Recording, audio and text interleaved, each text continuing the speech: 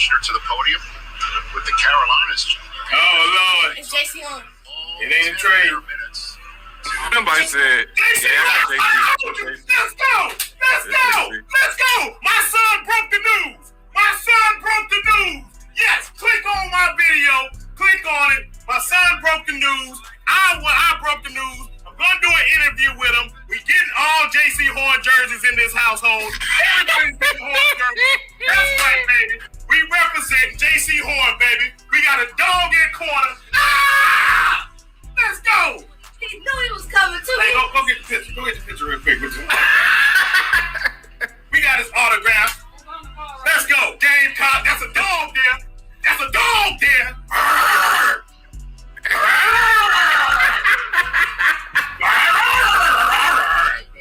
That's a dog there. Hold on. What's up, man? I don't know if we can get. Look at it. Jaycee Horn, baby. To my son. That might be some buddy. You might want to frame that.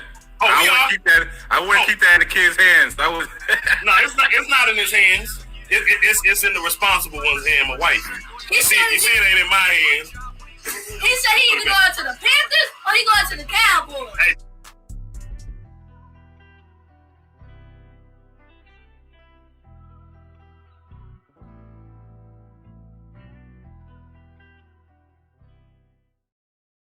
It's about to go down. What's good, everybody? It's your boy Mike Ricks, man, host of the Mike Ricks Podcast, also co-host of the NFC South versus the NFL. And as you see, I'm your Carolina Panthers representative. But before we get going, hey, just do your boy a solid. Hit that like button, hit that subscribe button, and make sure you hit that notification bell so you can get all the alerts of whenever content is being dropped. Thank you. I greatly appreciate it. But let's go ahead and move on to the reason why you all are here. And that's Jaycee Horn, man. Kudos to the Carolina Panthers. Kudos to Jaycee Horn. And especially kudos to my 11-year-old son who broke the news early. Like I said, Jaycee Horn communicated to him that the Carolina Panthers and the Dallas Cowboys were very aggressive, and he felt like he wouldn't get past one of those two. So he really wanted Carolina, and this worked out perfectly for us. Well, especially for him. This is all right. Let's just get into it. I'm grading this thing, and I'm giving it an honest grade of what I believe. This was an A, hands down, A for me. This was the best player on the board for them. So it's a win. I mean, he's the best corner in the draft measurably as far as the how can I put this? He's the best corner when it comes to potential. He got the numbers to back it. He has the attitude to back it. He has the work ethic to back it. He has, name it. He has everything to back up why he was the number one corner off the board, why he was the number one corner on the Carolina Panthers board, and why we took him at the 8th pick. And I'm going to explain this to some of y'all because some of y'all really pissed me off with this whole getting frustrated and upset because we didn't get Justin Fields. And if you've been watching me for some time, I've been very adamant on Justin Fields being the best quarterback in this draft. I really believe that. I felt like he would go to whatever situation was the best, and he was going to play with a chip on his shoulder and ball out. And that's what it looks like happened, man. He's going to Chicago. Their issue has always been quarterback. Now it seems like they have an answer there. So they have everything else defensively. They can get additional playmakers, line, all that type of stuff.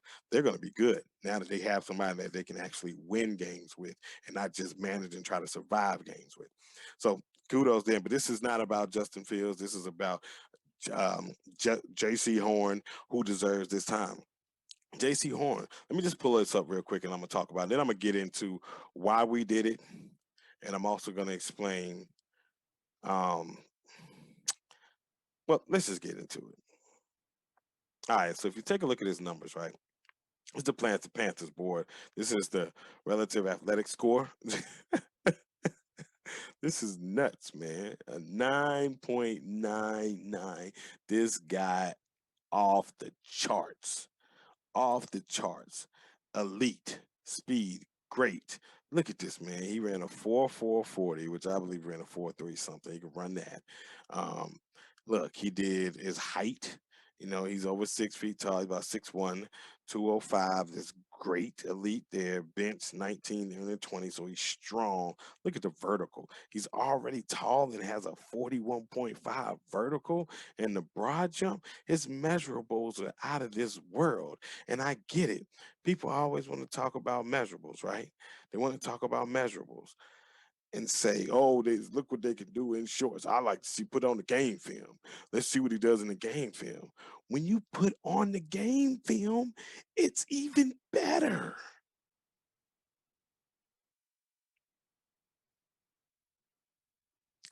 Y'all, some of y'all, I'm very upset with. Very upset with. Say we're going to win and build this team, and the reason we're going to win is because of our defense. This was a big hole in our defense. I know we went 7 picks last year. That's fine. I don't care. I've been saying defense wins championships. Look at last year. I get it. Everybody wants to see the name of the GOAT, Tom Brady, but it was that defense that didn't allow Patrick Mahomes to get in the end zone at all. It was that defense that was able to overcome Tom Brady's 3 interceptions against Green Bay in the NFC Championship game. It was that defense and Todd Bowles. Todd Bowles should have been the MVP. Todd Bowles should have been the MVP. So I get that to say this. We already talk about the pass rush we have, about how elite that's going to be with Brian Burns, Hassan Riddick, Derek Brown. I mean, we're just naming guys left and right. Pierre Shaq, everybody in their front seven, right? Gross Matos, Jaquan Jones, I think it's Jones. Yeah, I mean, name them. Gross Matos. I mean, it's we got guys here that we feel very comfortable at getting to the quarterback, right? So now you shore up the secondary, which is going to allow them more time to be able to get to the quarterback to create more fluster plays that end up turning into what? Turnovers and getting us the ball back. That's how you help Sam Darnold. Give him more opportunities. Don't let the other team score so much. That's how you help Sam Darnold. But no, everybody just see, well, you got to get a weapon on offense. You got to get an offensive line. There's this dire need of offensive line, and I understand it. I know the game is won in the trenches. I want one bad too. But we can't reach for that position just because it's been so long. And y'all are saying this is a reach. Let me explain to you how this thing operates. And some of y'all can hear me, and some of y'all won't, and that's good. That's cool. It operates by the best player available at that position. So let's just say, for instance, Trevor Lawrence, right? Quote unquote, best player at that position. Sewell, quote, best player at that position, left tackle, right? Corner, Jaycee Horn, the best player rated in that position. This is how it's operated, right? Uh, Tight end, Kyle Pitts, best player on the board. I mean, you can go on and on. You want to running back, Najee Harris, best player at that board. Receiver, Jamar Chase, best player at that position on the board. So what you do at 8 is you evaluate the best players at every position. And then you want to get the best player at that position, not necessarily the position that you quote unquote need. Now, if it happens to be the position, one of the positions they need, then that's fine. That's what you do.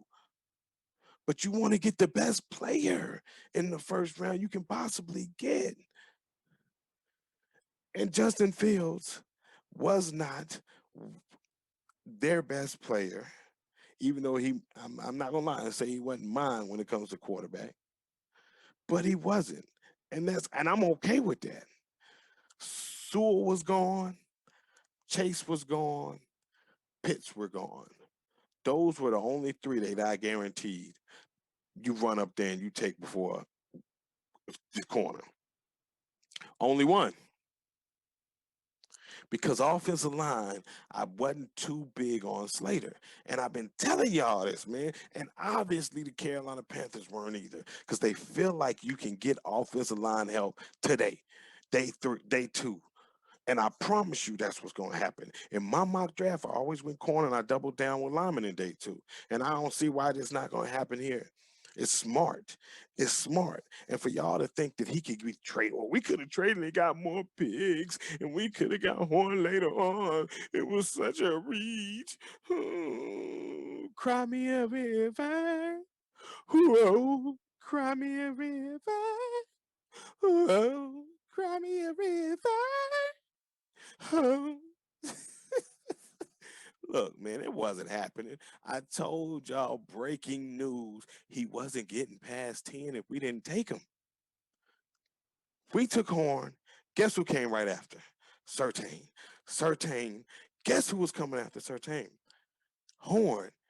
That's why Dallas traded back, because they lost both of their guys. Horn and Surtain were their top two guys. They wanted to come out of this draft, and they went before them. And they were like, you know what? We might as well trade back and just get the best defensive player on the board, because we have to go and address this defense in the draft. Our offense has all the money, but our defense was horrendous. We got to address this defense. So they went and got Michael Parsons. But their number one guy was Jaycee Horn. So no, if we traded back with the Chargers at 13, we could have got him. It wouldn't have happened. No, if we would have traded to New England at the 15th pick, no, it wouldn't have happened. So this is smart. Smart move, executed perfectly, because they would have missed out on this opportunity. And I know some of y'all are saying, well, this is a deep cornerback class. We can go get somebody and just throw them out in the second or third round. Potentially. But this guy is for sure a day one starter on this football team, because he's like that.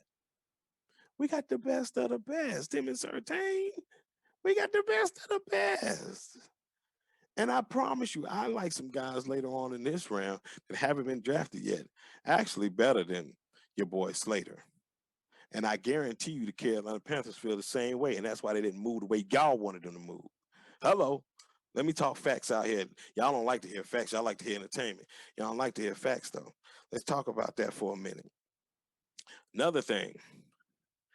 The Carolina Panthers,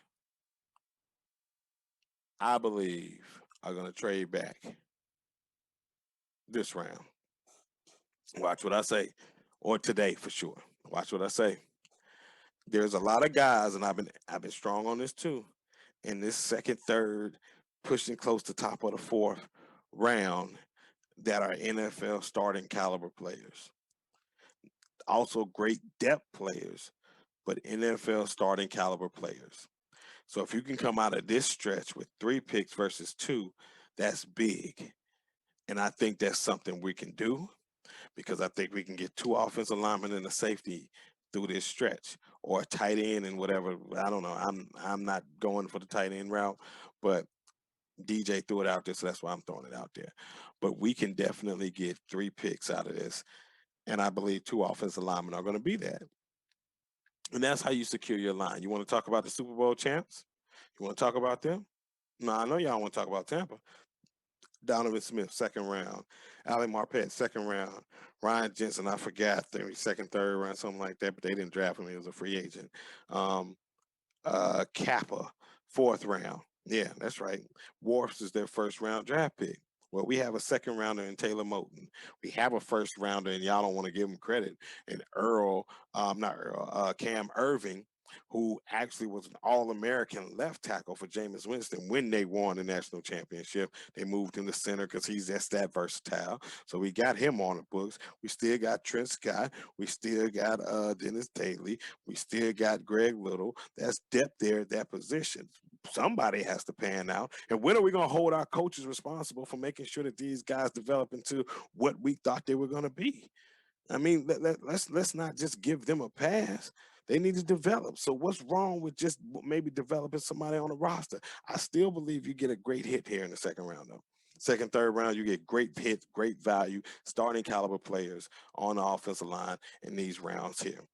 Yes, I believe that. Wyatt Davis is one of them, and there's many, many, many, many more. Yeah, so if you notice, another thing, man, cornerbacks, you had 5 cornerbacks going the first round, and you only had, 4 offensive tackles going the first round. So that should let you know something. That should let you know quite a bit. A lot of teams value that there are going to be quite a few tackles left in the second and third round that they didn't have to go up and get one right now. Just look at Miami. Anyway, let's get there. Let's get back to it. So my projection, the Carolina Panthers will trade today and come out of here with 3 picks today, maybe is what I'm thinking. They can get 3 picks out of this, maybe second and 2/3, and I think that's going to be crucial, very crucial. You can get 2 offensive linemen, Richie Grant. You can get 2 offensive linemen, and Andre Cisco. You can get 2 offensive. I mean, you got a lot of options here. You got a lot of options because the missing piece, and it ain't even truly that missing, would be another safety. And now we're cooking. Now we're cooking. But anyway, man, be on the lookout. We'll be going live streaming here in a little bit. I just wanted to drop a little content, a little video for you all, let you know that I'm extremely excited about this pick. I said it before, and you also saw it on the little intro video. I'm going to get Jaycee Horn jerseys for my entire family. Absolutely. I love this pick. I love it. It's not just because he was cool to my son. It's just because we got a dog. And I love dogs on defense, man. Even Jalen Ramsey said it. But anyway, man, thank you for your love and support. Thank you to keep rocking, man. It's your boy Mike. Oh, last thing. I gotta get on some of y'all. You would, and I don't know if I said it already, but you all killed my team. Yes, the fan base, y'all. Last year, off season, when we had a DB help sign in somebody's window saying, please, need help, DBs, corners, reaching out to everybody begging. I mean, it got out. You were saying that we act like some hobos out here with pick signs saying DB help, or whatever, man. So now we make this move and solidify the defense. The same ones, that's right, that said that our defense is going to carry us to the playoffs are frustrated and upset and had a little moment because our defense is going to carry us to the playoffs because we improved that. The only weak area, truth be told, we improved. I mean, it just baffles me, man.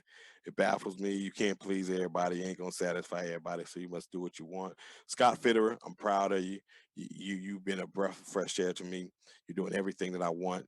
Matt Rule, you're a builder. I knew you would do this. I had a little clip that I may show that was last year. Also, I told y'all to get on the bandwagon because Matt Rule is doing something special.